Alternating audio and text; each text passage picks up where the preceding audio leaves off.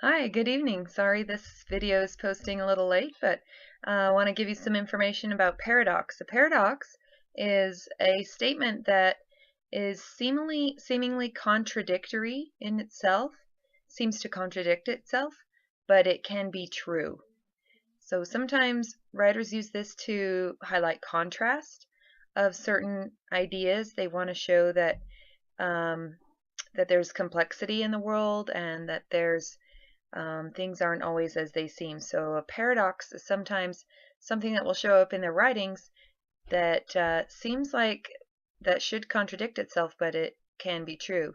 The classic example we were talking about in class the other day from Frederick Douglass was he would whip her to make her scream and whip her to make her hush. It seems like a contradictory statement. How could a whip do both things, but yet it in likelihood could be true just because humans are complex creatures. Let's look at an AP question that deals with paradox, and since we've studied tone, deals a little bit with tone. Okay, the passage is about Samuel Johnson. It's a critique of him. The reason why I object to Dr. Johnson's style is that there is no discrimination, no selection, no variety in it. He uses none but tall, opaque words taken from the first row of the rubric.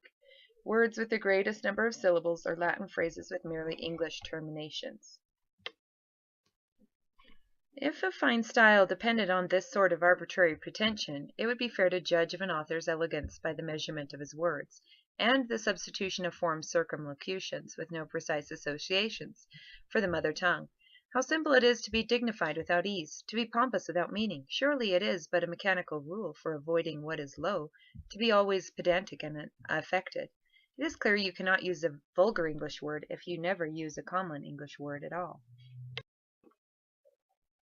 The author's observation in this sentence, beginning "it is clear," lines 49 through 51, is best described as an example of which of the following: A. Mocking tone. B. Linguistic paradox. C.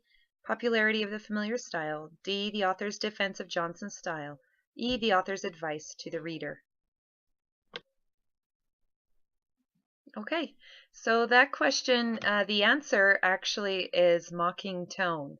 I couldn't find an example of a question that had paradox as the answer, so that's a bit misleading maybe, but the answer in that one is mocking tone. You can, and since we've studied tone, you can detect how this author was making fun of Samuel Johnson, who was actually a pretty good English writer, for using words that were too big all the time.